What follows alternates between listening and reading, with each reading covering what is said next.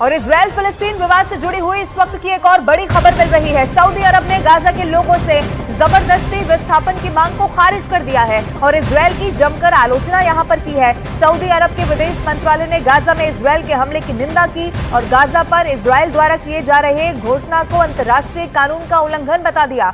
Israel ने Gaza के लोगों को 24 घंटे में गाजा पट्टी खाली करने का आदेश दिया था और समय खत्म होने के बाद इजराइल की सेना गाजा में घुसकर ऑपरेशन कर रही है।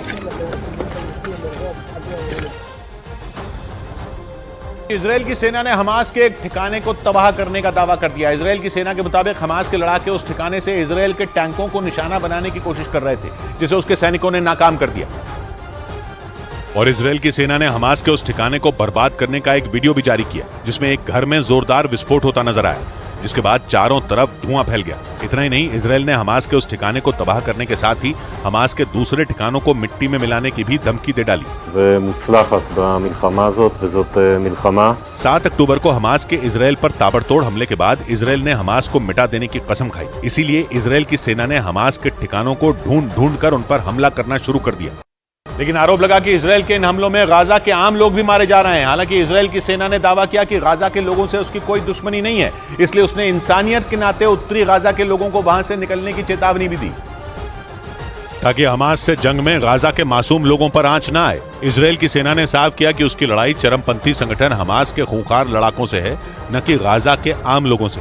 गाजा के नागरिक उसके दुश्मन नहीं है। इजराइल की सेना ने अपने बयान में दो टूक कहा कि वो हमास की तरह क्रूर नहीं है जो बेकसूर लोगों का खून बहाए, इसलिए उसने उत्तरी गाजा के लोगों को इलाका खाली करने को कहा है, ताकि इजराइल की हमास से जंग में फिलिस्तीन के आम लोगों की बलि न चढ़े। क्योंकि हमास और फिलिस्तीन दोनों में एक फर्क है। फिलिस्तीन के लोग अरब मुस्लिम हैं जो अपने लिए एक आजाद देश चाहते हैं। दुनिया के सामने पीए यानी पैलेस्टीनियन अथॉरिटी उनका प्रतिनिधित्व करती है, जिसे यूएन भी मान्यता देता है। लेकिन हमास वहां का एक चरमपंथी संगठन है, जिसका मकसद इजराइल को मिट्टी में मिलाना है। और अपने इस मकसद के लिए हमास बेरहमी की किसी भी हद तक जा सकता है। वो इजराइल पर रॉकेट गिराता है, उसके लड़ाके इजराइल में घुसकर सरेआम लोगों पर हमले तक करते हैं। हालांकि हमास और पैलेस्टीनियन अथॉरिटी दोनों का मकसद एक ही है, फिलिस्तीन के लोगों के लिए अलग देश बनाना, जिसमें वेस्ट बैंक, पूर्वी यरूशलेम और गाजा पट्टी जैसे इलाके शामिल होंगे। वेस्ट बैंक के कुछ हिस्से पर पैलेस्टीनियन अथॉरिटी का राज है, बाकी का इलाका इजराइल के कब्जे में है। वहीं गाजा पर पूरी तरह से हमास का कंट्रोल है। हालांकि मकसद एक होने के बावजूद हमास और पैलेस्टीनियन अथॉरिटी के तरीके बिल्कुल अलग हैं। इसी वजह से दोनों की आपस में बनती भी नहीं। हमास घी टेढ़ी उंगली से निकालने में विश्वास रखता है और पैलेस्टीनियन अथॉरिटी इजराइल से बात करके इस मसले का हल निकालना चाहती है। वो इजराइल के साथ सहयोग करती है, लेकिन हमास तो इजराइल के वजूद पर ही सवाल उठाता है। और उधर अफ्रीकी देश अल्जीरिया में फिलिस्तीन के समर्थन में सैकड़ों मुसलमानों ने वहां की राजधानी अल्जियर्स में जोरदार प्रदर्शन किया है। इस दौरान उनकी पुलिसकर्मियों से झड़प भी हो गई,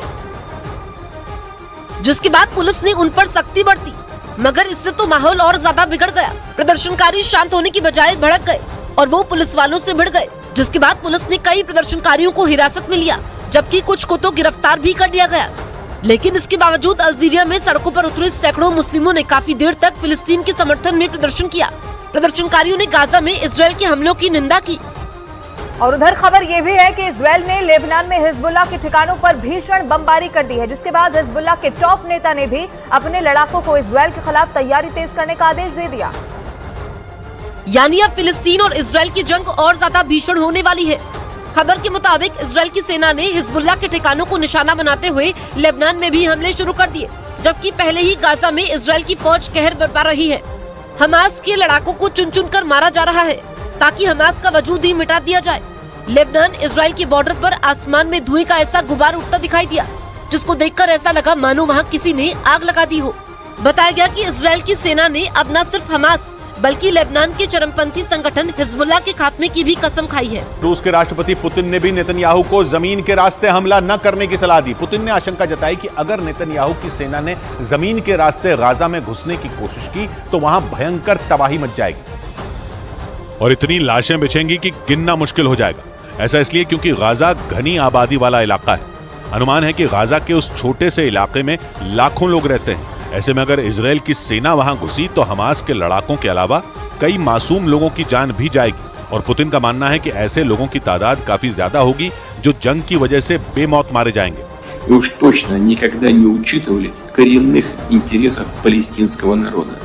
यही वजह रही कि रूसी राष्ट्रपति पुतिन ने नेतन्याहू को धमकी भरे लहजे में ये साफ कह दिया कि वो किसी भी कीमत पर गाजा पर हमला न करें। लेकिन इजराइल के मीडिया के मुताबिक नेतन्याहू ने इसका भी तोड़ ढूंढ लिया। खबर है कि गाजा में घुसकर हमास को जड़ से मिटाने की जिम्मेदारी इजराइल की फौज की एक खास टुकड़ी को सौंप दी गई, जो अपने खूंखार रवैये के लिए पूरी दुनिया में मशहूर है। इजराइल की इस भीषण टुकड़ी का नाम सैयरत मत्कल है, जिसके लड़ाके दुश्मन को मिट्टी में मिलाने के लिए ही जाने जाते हैं। इजराइल की मीडिया के मुताबिक उसकी सेना की इस टुकड़ी के सैनिक सिर्फ सैन्य ऑपरेशन नहीं करते, बल्कि उन्हें खुफिया एजेंट बनने की ट्रेनिंग भी दी जाती है। मतलब इजराइल के इन सैनिकों को शारीरिक ट्रेनिंग के साथ ही मानसिक तौर पर भी बेहद मजबूत बनाया जाता है। इसके अलावा ये दुश्मन के इलाके से अपने लोगों को निकालने में भी माहिर माने जाते हैं। और माना जा रहा है कि इसी वजह से नेतन्याहू ने गाजा के ऑपरेशन की अगुवाई करने की जिम्मेदारी इस टुकड़ी को दी, जो पहले गाजा में घुसकर इजराइल की सेना के लिए रास्ता खोलने का काम करेगी और फिर वहां फंसे बंधकों को छुड़ाकर वापस इजराइल लाने के बाद ही रुकेगी।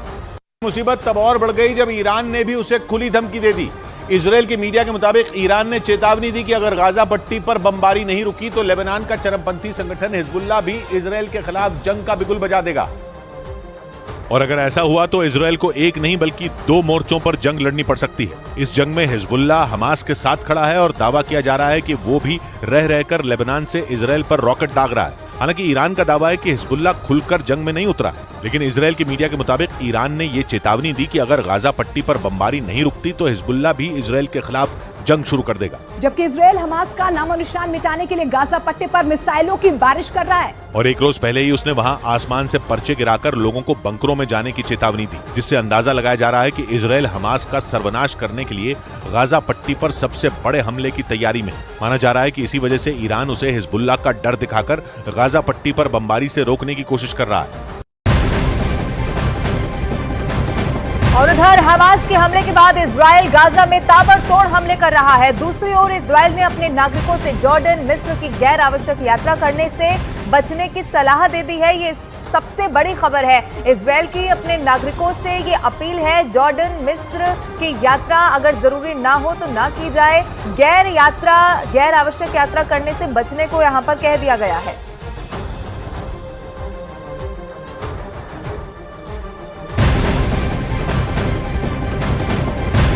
और इजराइल की सेना गाजा पट्टी में घुसकर ऑपरेशन शुरू कर चुकी है। इससे पहले इजराइल ने गाजा के लोगों को 24 घंटे में गाजा खाली करने का आदेश जारी कर दिया था, और जिसके बाद गाजा के अल अवदा में एक हॉस्पिटल में अफरा तफरी का माहौल देखा गया। जो तस्वीरें वहां से सामने आई वो भी आपके टीवी स्क्रीन पर हम आपको दिखा रहे हैं। लेकिन 24 घंटे का अल्टीमेटम जो अब समाप्त होने पर है, और इसीलिए माना यह जा रहा है कि अब जो इजरायली सेना है वो गाजा में घुस चुकी है, ऑपरेशन शुरू कर चुकी है।